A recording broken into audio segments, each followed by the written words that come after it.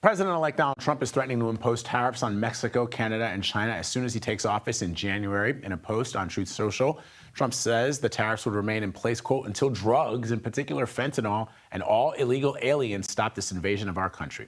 I want to bring in CBS News national correspondent Nicole Killion for more on this. So let's talk about these tariffs, Nicole. There's some new CBS polling that sort of shows the disconnect between the understanding of what tariffs are and how people feel about the president-elect and his new policies. On one hand, people want him to implement those policies. On the other hand, it's really difficult to understand that those prices for goods that you pay for at the supermarket or even at a Walmart are going to go up. Yeah, well, I think also we have to see kind of how this process plays out. You know, some are wondering whether or not this might be an opening salvo on the part of the president-elect to kind of get a negotiation underway, or if it's possibly a done deal. But that being said, you know, the president-elect has made very clear, and this was a constant theme on the campaign trail, that he did want to implement these tariffs. So really, he's trying to make good on a campaign pledge and promise here. We have heard from the various countries, you know, both Canada and Mexico, where the president-elect has said he wants to impose a 25% tariff on all products.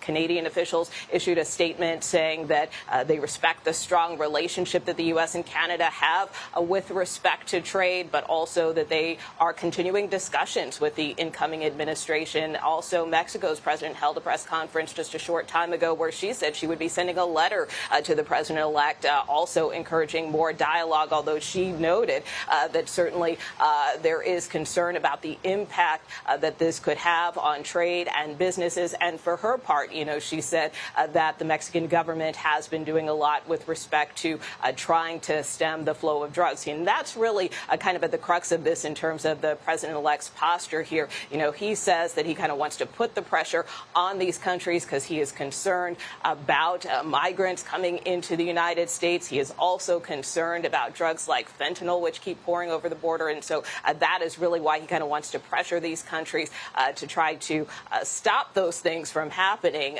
But again, these countries now calling for dialogue with the president-elect.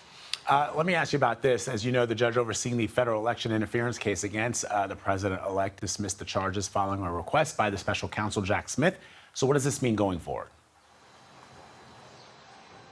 Well, obviously, you know, the president-elect and his team see this as a major victory. And now, given this decision by Judge Tanya Chutkan to dismiss the election interference case stemming from January 6th altogether, and of course, still with that classified documents case as well, Jack Smith calling for that to be dropped. And now we're really kind of focused on these two criminal cases that remain, both in New York, the so-called hush money case, which next week, actually, Trump's lawyers face a deadline there to file a motion to dismiss in that case, even though the president-elect was convicted. And then there's also that case down in Georgia, also stemming around election interference, which has been in limbo for the better part of this year and is currently still on hold by an appellate court down in Georgia. So we will have to see how these things play out. But I did talk to a former senior justice official yesterday who told me that, you know, given what happened yesterday, that it's certainly possible these prosecutors and judges are going to take a close look at Jack Smith's filing and the decisions that were rendered yesterday about whether or not they may ultimately follow that same outcome in those two pending cases. Yeah, really important detail there. Nicole Killion for us this morning, reporting from West Palm Beach. Thanks, Nicole. All right, for more on this, let's bring in CBS News congressional correspondent Scott MacFarlane. Scott, so let's talk about the impact that this dismissal could have on some of those other January 6 cases that you've been tracking from the very beginning. Oh, very safe bet that the January 6 defendants who have cases pending are going to use this decision by Jack Smith to try to seek delays in their cases until after Trump takes over as president. Now, it may seem a little bit asymmetrical. Jack Smith's case wasn't a riot case, but ever since Jack Smith started winding down this case against Donald Trump, I have seen a number of January 6 defendants cite that as one of the many reasons they're trying to push all these proceedings back past January 20th. There are sentencing hearings still scheduled for convicted rioters. There are status conferences, arraignments still expected for rioters who've yet to be arrested. Those defendants want to push everything back till January because of the outspoken pledge of pardons by Donald Trump. They think their vindication is coming, and they want to forestall legal proceedings until then, Vlad. Scott, let me ask you about something else. I've seen some reporting from other outlets that the president-elect does intend to investigate, whatever that means, it's not clear, special counsel Jack Smith and others on his team. So what does the future hold for the special counsel, and what are you hearing on that?